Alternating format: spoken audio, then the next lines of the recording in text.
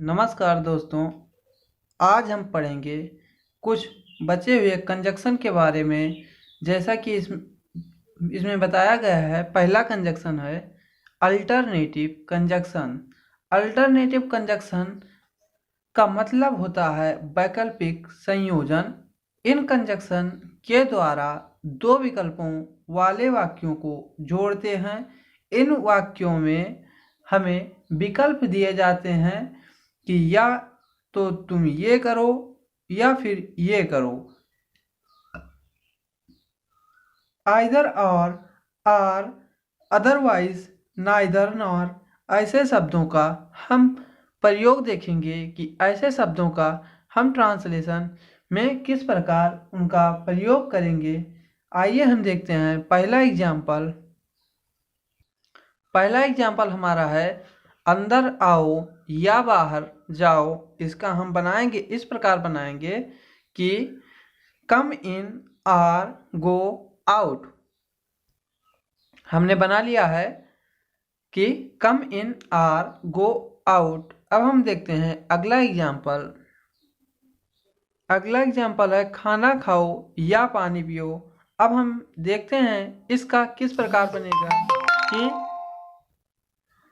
Eat food और drink water. अब हम देखते हैं तीसरा एग्जाम्पल इसी सेंटेंस का कैसे बनाएंगे।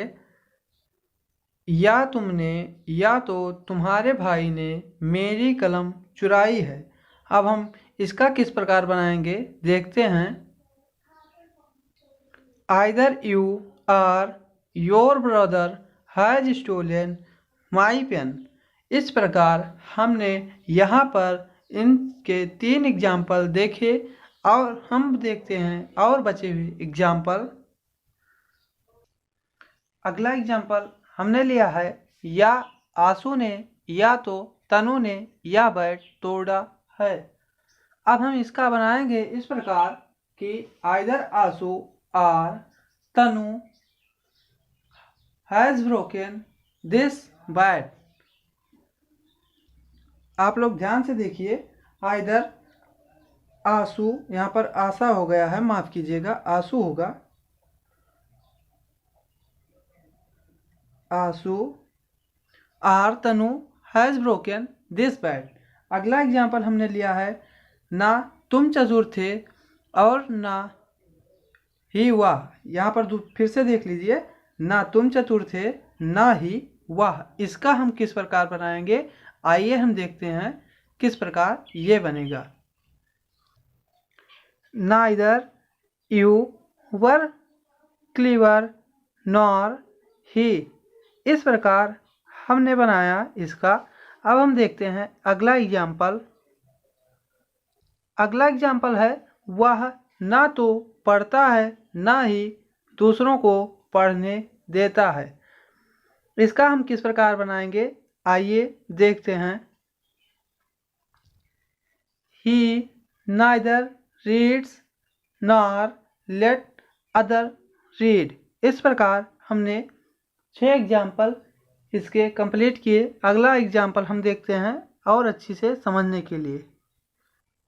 अगला एग्जाम्पल है हमारा जल्दी करो नहीं तो पिताजी डांटेंगे। अब हम इसका किस प्रकार बनाएंगे देखते हैं। इसका बनेगा hurry up otherwise father will scold. इस प्रकार हमने 7 एग्जाम्पल देखे। 8वां देखते हैं। 8वां है तेज चलो नहीं तो तुम गाड़ी छोड़ दोगे। इसका हम किस प्रकार बनाएंगे देखते हैं। इसका होगा walk fast otherwise you will miss the train. इस प्रकार हमने अल्टरनेटिव कंजक्शन के बारे में पढ़ा। अब हम देखेंगे अगला कंजक्शन जो कि है इलेटिव कंजक्शन। इलेटिव कंजक्शन का मतलब होता है परिणाम सूचक संयोजक। अब हम देखते हैं इन कंजक्शन के द्वारा परिणाम प्रकट होता है तथा इनका दूसरा वाक्य पहले वाक्य का परिणाम होता है। इनको बताने के लिए हम so, therefore, that is why, hence, for, then, thus जैसे शब्दों का प्रयोग करते हैं। देयरफॉर का प्रयोग किसी स्थान के लिए किया जाता है, जबकि सो और हैंस का प्रयोग उस पूरी बात को बताने के लिए किया जाता है। सो और हैंस एक एडवर्ब है और देयरफॉर भी एक एडवर्ब ही है, लेकिन इसका प्रयोग हम स्थान विशेष के लिए करते हैं। एग्जाम्पल है इसका कि मैं बीमार था इसलिए स्कूल नहीं जा सका। अब हम इसका किस प्रकार बनाएंगे देखते हैं। इसमें पहला जो वाक्य है वो कारण बता रहा है दूसरे वाक्य का, और दूसरा वाक्य परिणाम बता रहा है। तो देखते हैं, I was ill so I could not go to school. इस प्रकार हम बनाएंगे इस वाले सेंटेंस का ट्रांसलेशन। अगला है, तुमने असफल हो गए क्योंकि तुमने मेहनत नहीं की। इसका हम बनाएंगे इस प्रकार। इसका बनेगा, you failed for you did not work hard. इस प्रकार हमने दो एग्जाम्पल रिलेटिव कंजक्शन के भी देखे। तीसरा एग्जाम्पल है, वह बहुत सीधा है अतः उसे सब चाहते हैं। इसका हम बनाएंगे, he is very innocent so all like him. इस प्रकार हमने रिलेटिव कंजक्शन के बारे में उसके एग्जाम्पल को भी देखा। अब हम देखते हैं क्वेश्चन वर्ड का उपयोग हम कंजक्शन के रूप में कैसे करते हैं। लिखा है क्वेश्चन वर्ड। तो क्वेश्चन वर्ड जब कंजक्शन का काम करते हैं तब उनका अर्थ कैसे होता है। तो पहला कंजक्शन कि व्हेयर जब लिखा रहेगा, व्हेयर जब लिखा रहेगा तो उसका मतलब कि कहाँ होता है। व्हाट का मतलब कि क्या होगा। व्हेन का मतलब कि कब होगा। वाई का मतलब कि क्यों होगा। हाउ का मतलब कि कैसे होगा। हाउ मेनी का मतलब कि कितने, कि कितना या कि कितनी होगा, यह संख्या को बताएगा। और हाउ मच का मतलब भी वही होता है कि कितने, कि कितना, कि कितनी, लेकिन यह मात्रा को बताएगी। अगला हु का मतलब कि कौन या कि किसने। ये हु प्रयोग किया जाएगा लिविंग के लिए, और विच का मतलब भी कि कौन होता है, ये नॉन लिविंग के लिए प्रयोग किया जाएगा। अगला है हुज।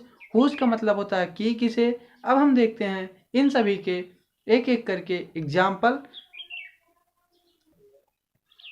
एग्जाम्पल है हमारा कि मुझे पता है कि तुम क्या हो। अब हम इसका कैसे बनाएंगे।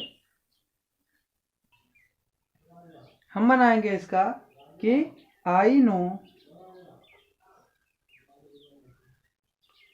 What you are. अगला एग्जाम्पल है, कोई नहीं जानता है कि कमरे में कौन है। अब हम इसका किस प्रकार बनाएंगे। Nobody no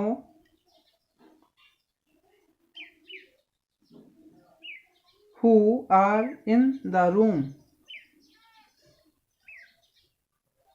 in the room.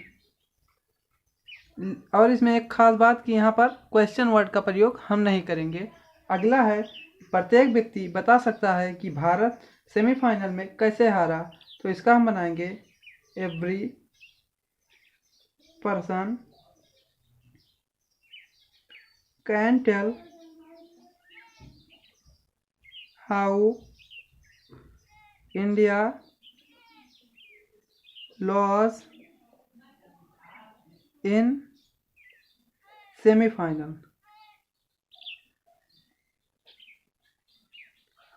अगला है कि मैं जानता हूं कि तुम कहाँ रहते हो।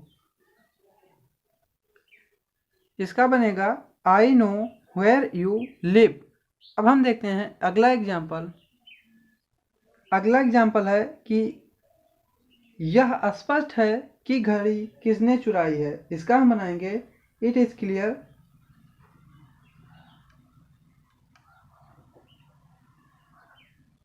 That,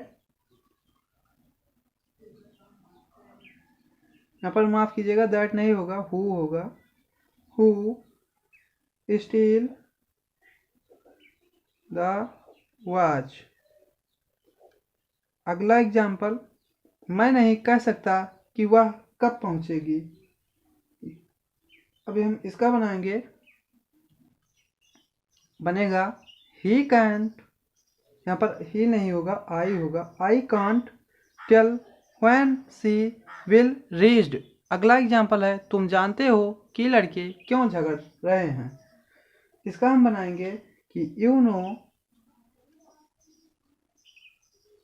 why boys are quarrelling.